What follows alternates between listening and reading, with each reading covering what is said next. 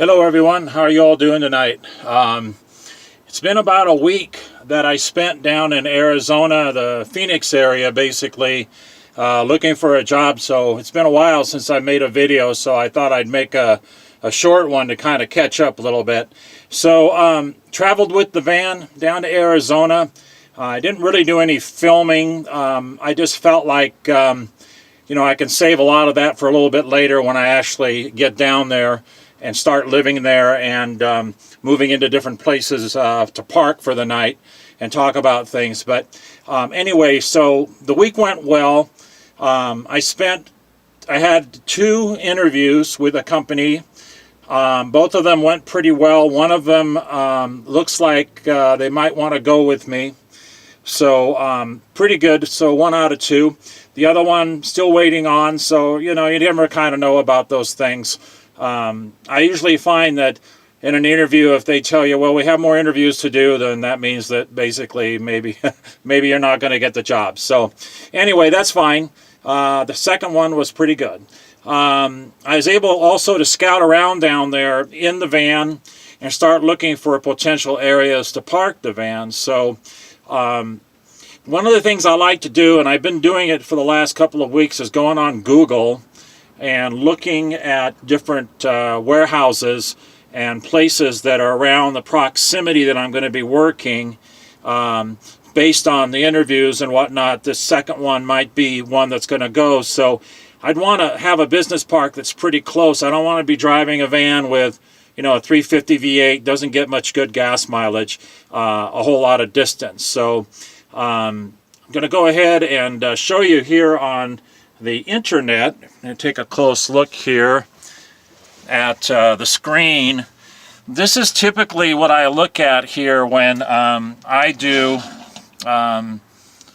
look at warehouses that fit what I'm looking for. So you can kind of see that this is off a main street, and what I really like about this kind of thing is you can kind of switch it around a little bit and take a look at the different sides of the warehouse. So you can go this way, you can go on the other side, take a look. And what I'm noticing here is that the parking spots have vans already to the right that are white cargo vans. So this is a perfect warehouse match for me to be able to park the van where I was talking about parking the license plate or the rear bumper right up against the wall so they really can't see it.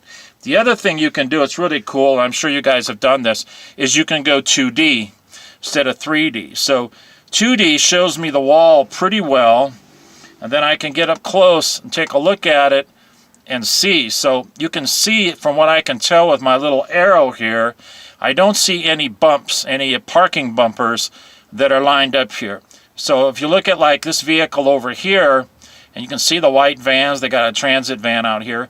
During the night, like this spot right here, I should be able to back up, put the van all the way up against the wall, and then find out what the name of this company is, see if they have a logo. If it's just a name, I can just create a name like I was showing you on my last video for the license plate. But I can go ahead then again, I can pop out a little bit, and I can go ahead and I can look all the way around the building and take a look at the area. So if I pop out a little more on the Google, I can see where it has railroad tracks running. I have a busy highway here. I don't know, a real busy highway, but at least a thoroughfare. And if I boom out, you can see that this is a very industrialized area. And then I can go ahead and zoom back in and take a look. So one thing that this can't do for me is show me really well whether there are cameras. Now, I would think that wherever there's an entryway into the building, there's going to be one, but sometimes they have many extras. So again, if there was a camera that's at the corner, and I really can't tell from this view, maybe up at the top there might be one, but that looks more like a waterway or a gutter entry there. So it doesn't look to me like there's a camera here. So this would be a good candidate to park at night. And like I said, I can go around the building and take a look here at the other side, and you can see that on this side, if I pull back a little bit, there's the dock. So I can go across the dock maybe a little bit and see that if I needed to, I could go ahead and park in one of these spots up against the wall. You can see I could go right up, or I could back up next to a door. But because there doesn't look like there's any bumper stops along this building here on this side, I could pick any of those. And if you look back here, here are all kinds of cargo vans. So this is a really opportune place for me to park the van. And of course, you know, I would be going to bed around 10 at night and getting up about 6 in the morning. I want to be long gone before anybody shows up.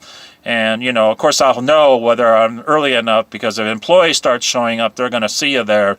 They might mention something about it. So anyway, just a quick view of what I do.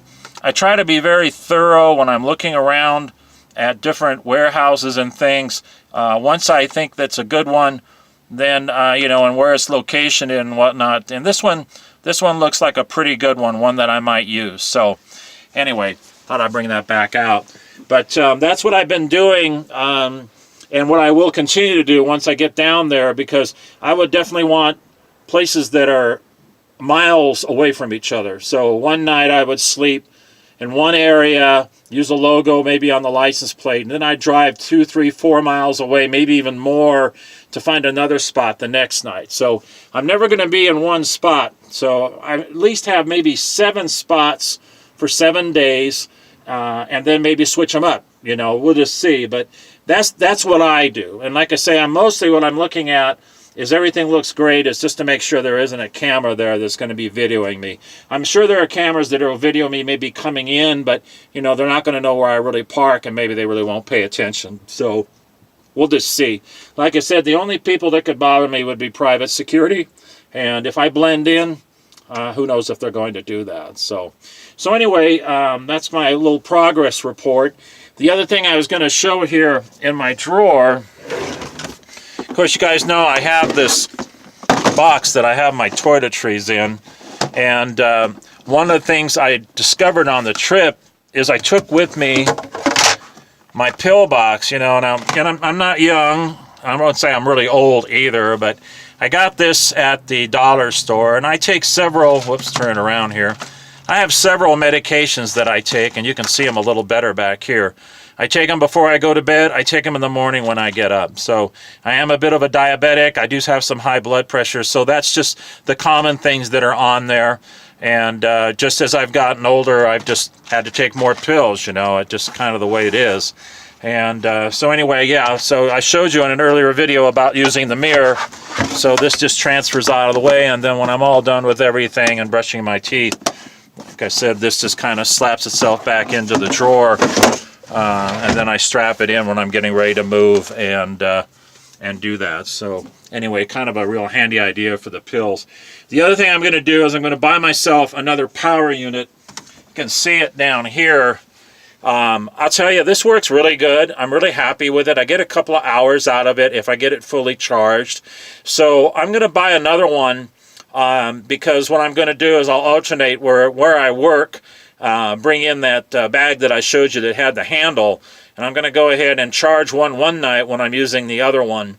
And then that way in the future, you know, if I do get out of the van and get back into living in either an RV or a manufactured home or whatever I'm going to end up doing, having these charged and ready to go is actually a really good idea. I really like the idea of, you know, using a power pack in case of an emergency. This would give me roughly 3 to 4 hours, the two of them, for in case, you know, I had a power outage, which down there in Arizona I understand happens when they got the winds come through. I forgot what they call them, but they come in about August, and they're really heavy winds, and they have a tendency to, they get flash flooding, and they get the power lines that get dropped down. So, you know, you could be out of power for a couple of hours. So 2 of these little power packs would be wonderful because, you know, they're a 5-in-1. So, you know, you can charge your stuff, you can run a TV off it. I mean, I run my phonograph off it, which you see at the beginning of every video that I have. It all runs off the power pack, and it's just a real simple way of living, because like I say, at Sheet I have a way of being able to use and recharge these power packs every night. So, you know, it works really well for me. So anyway, that's kind of the update. You know, I'm not going to make maybe too many videos in the next couple of weeks. I might do 1 or 2. You know, I'm preparing to move on down about mid-month, and once I think I get down there, probably will video a lot more. You know, I kind of noticed, and maybe you guys can react to it, but, you know, as far as a travel channel, if I go out and I film things around the area, I don't seem to get as many views as opposed to people like to see what I do in the vans. So, you know, I do like to get out and film and see pretty places, and, you know, Arizona and Phoenix area and up in the mountains are a lot of places to go. So anyway, we'll see how that goes in the future. So anyway, that is it for this video. Again, if you like my video, please like, and if you like, subscribe, please do. You guys have a great night, and I will talk to you maybe in about this next week. Okay? Have a great night. We'll talk to you later.